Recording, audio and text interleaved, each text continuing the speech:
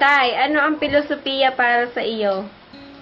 Para sa akin, ang filosofiya ay kung ano ang dahilan o silbi ng isang tao kung bakit siya nabubuhay. Ang kauna-unahang dahilan para sa akin na alam kong dahilan din ng marami ay dahil tayo ay binuhay ng Diyos para sa ibang tao.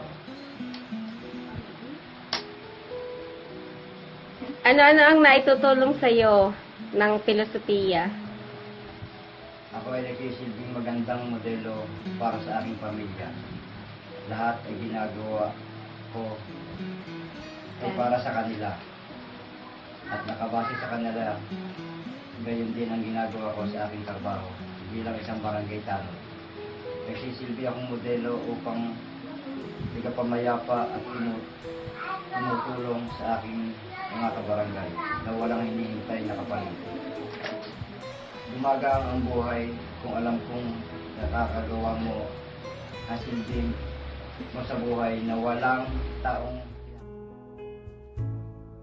Para sa akin, kasi binigay ng Diyos para gumawa ng kalukuhan, kagaguhan sa buhay, walang kabuluhan ng mga ginagawa. Ang mahalaga lang sa akin, magtrabaho, kumita, tapos mabuhay. Tapos, Paano ka nabubuhay sa loob ng isang araw? ano lang, simple lang. Pagkagising ko sa umaga, mag-prepare ako ng mga gamit ko, pagkitinda ako, pwede ko, pahinga. Tapos sa mga dinamadalas na ginagawa ko, nanonood lang ako sa cellphone ko na Facebook, lang, YouTube.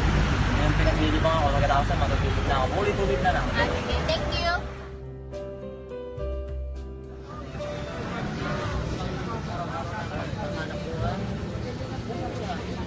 Araw-araw, nandito sa palengke para mabuhay. Pagkain araw-araw. Salamat po. Nagising ng madaling araw kung papasok bilang kandero sa isang lusin. Kasi nabubuhay tayo sa mga mahal natin sa buhay. Thank you po.